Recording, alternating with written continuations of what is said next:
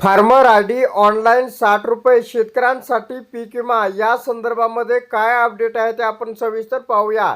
शेतकरी बांधवांनो, खरीप हंगामासाठी सुधारित प्रधानमंत्री पीक विमा योजना लागू 31 जुलैपर्यंत अर्ज करण्याचे आवाहन। राज्यात सन 2026-27 या आर्थिक वर्षासाठी सुधारित प्रधानमंत्री पीक विमा योजना शासन निर्णयान्वये राबवण्यात येत आहे।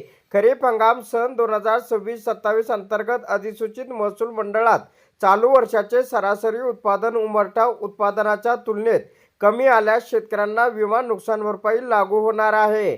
या योजनेत सहभागी होण्यासाठी अंतिम मुदत 31 जुलै 2026 असून जिल्ह्यातील जास्तीत जास्त शेतकरी बांधवांनी आपले विमा अर्ज सादर करून योजनेत सहभागी व्हावे असे आवाहन या ठिकाणी करण्यात आलेले आहे। शेतकरी बांधवांनो, 31 जुलैपूर्वी पीक विमा भरून घ्या, जेणेकरून नैसर्गिक आपत्ती नुकसान भरपाई मिळण्यास या ठिकाणी मदत होणार आहे।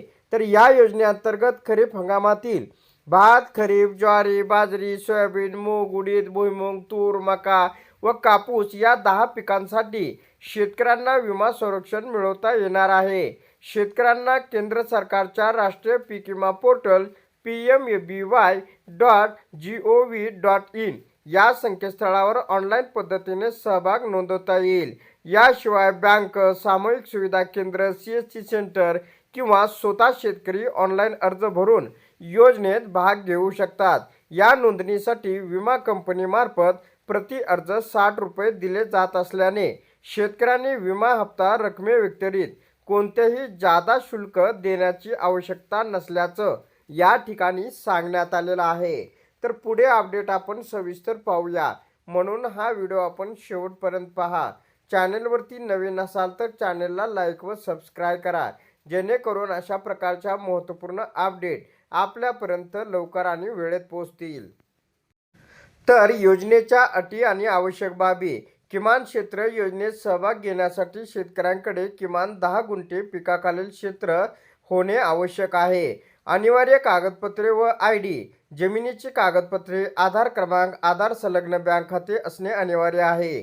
तसेच शेतकऱ्यांना स्वतःचा ॲग्रिकल्चर म्हणजे फार्मर ID काढणे आणि डिजिटल क्रॉप सर्व्हे अंतर्गत ई-पीक पाहणी आणि पिकाची नोंद करणे हे बंधनकारक आहे। तर डिजिटल क्रॉप सर्व्हे अंतिम। डिजिटल क्रॉप सर्व्हे मधील पीक व विमा घेतलेले पीक यात तफावत आढळल्यास डिजिटल क्रॉप सर्व्हे मधील नोंदच अंतिम धरली जाईल व तफावत असल्यास विमा अर्ज रद्द केला जाईल। गैरफायदा घेणाऱ्यावर कारवाई। चुकीच्या मार्गाने अर्ज करून गैरफायदा घेणाऱ्यांना पुढील 5 वर्षे शासकीय कृषी योजनापासून वंचित ठेवले जाईल असं सुद्धा JR मध्ये सांगण्यात आलं आहे। कुळाने वा भाडेपट्टीने शेती करणाऱ्यांनाही संधी। योजना केवळ अधिसूचित क्षेत्रातील अधिसूचित पिकांसाठीच लागू राहील। अधिसूचित क्षेत्रातील सर्व अधिसूचित पिके घेणारे तसेच कुळाने अगर भाडेपट्ट्याने शेती करणारे शेतकरीही या योजनेसाठी पात्र आहेत।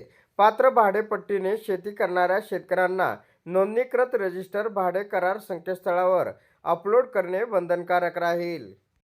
तर कर्जदार शेतकऱ्यांसाठी ऐच्छिक। प्रधानमंत्री पीक विमा योजना कर्जदार व बिगर कर्जदार अशा दोन्ही प्रकारच्या शेतकऱ्यांसाठी पूर्णपणे ऐच्छिक आहे। कर्जदार शेतकऱ्यांनी कर्ज मंजूर करणाऱ्या बँकेमार्फत योजनेची सहभाग व्हावे।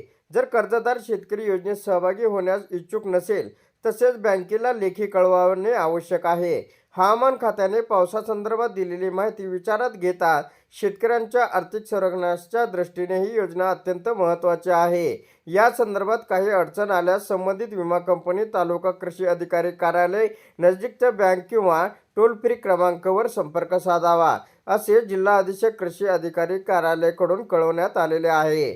तर अशा प्रकारे शेतकऱ्यांसाठी अत्यंत महत्त्वाचे अपडेट होते। अशा प्रकारच्या महत्त्वपूर्ण अपडेट जाणून घेण्यासाठी आताच आपल्या टेक मराठी लोगो यूट्यूब चॅनलला जास्तीत जास्त शेअर व सबस्क्राईब करा।